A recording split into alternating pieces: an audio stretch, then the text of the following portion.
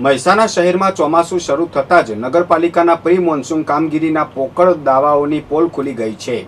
દર વર્ષની જેમ આ વર્ષે પણ શહેરનું અતિ મહત્વપૂર્ણ ગણાતું ગોપીનાળું સામાન્ય વરસાદમાં જ પાણીમાં ગરકાવ થઈ જતા વાહન ચાલકો અને સ્થાનિકોને ભારે મુશ્કેલીનો સામનો કરવો પડી રહ્યો છે.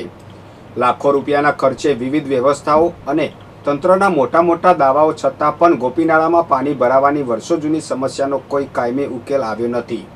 નાળામાં પાણી ભરાઈ જવાથી વાહનો બંધ પડી જવાના અને ટ્રાફિક જામ થવાના દ્રશ્યો સર્જાયા છે. તંત્ર દ્વારા દર ચોમાસે માત્ર આશ્વાસન આપવામાં આવે છે, પરંતુ વાસ્તવિક સ્થિતિ જસની તસ રહેતા સ્થાનિક રહીશો અને વાહન ચાલકોમાં વહીવટી તંત્ર સામે ભારે રોષ જોવા મળી રહ્યો છે. મહેસાણાના પવિત્ર યાત્રાધામ બહુચરાજીમાં ગણતરીના કલાકોમાં જ 206 મિલીમીટર 8.5 ઇંચ મુસળધાર વરસાદ ખાબકતા સમગ્ર પંથક બેટમાં ફેરવાઈ ગયો છે. અતિ ભારે વરસાદને કારણે મુખ્ય માર્ગો પર પાણી ફરી વળ્યા છે, જેનાથી સ્થાનિકો અને દર્શનાર્થે આવતા યાત્રાળુઓ ભારે મુશ્કેલીમાં મુકાયા છે. સૌથી વધુ અસર ઇન્દિરાનગર વિસ્તારમાં જોવા મળી છે, જ્યાં ઘરોમાં 2 થી 3 ફૂટ પાણી ઘૂસી જતા અનાજ અને ઘરવખરી તારાજ થઈ ગઈ છે. આ ઉપરાંત ઇન્દિરાનગર પ્રાથમિક શાળાના વર્ગખંડોમાં પણ પાણી ભરાઈ જતા શિક્ષણ કાર્ય ઠપ થઈ ગયું છે. સ્થાનિકો ઘરમાંથી પાણી ઉલેચવા મજબૂર બન્યા છે અને વહીવટીતંત્ર વહેલી તકે પાણીના નિકાલની કામગીરી હાથ ધરે તેવી માંગ કરી રહ્યા છે.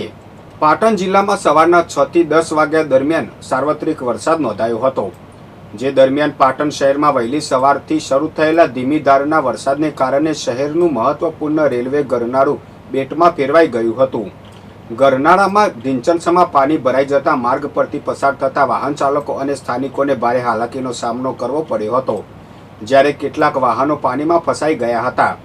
ગરનાળું બંધ થવાના કારણે વૈકલ્પિક રસ્તાઓ પર ટ્રાફિક જામના દ્રશ્યો સર્જાયા હતા.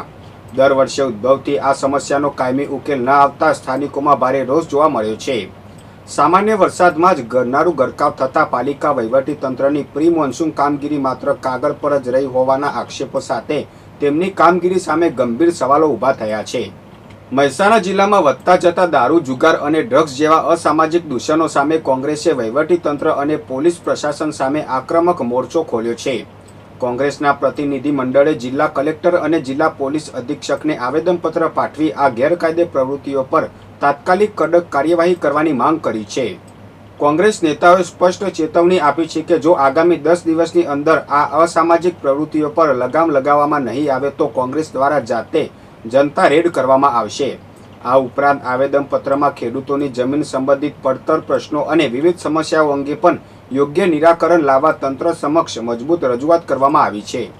પાટણ જિલ્લાના સાંતલપુર તાલુકાના વારાહી ગામમાં સરકારી જમીન પર થયેલા 67 જેટલા દબાણો દૂર કરવાની કડક કાર્યવાહી હાથ ધરવામાં આવી છે.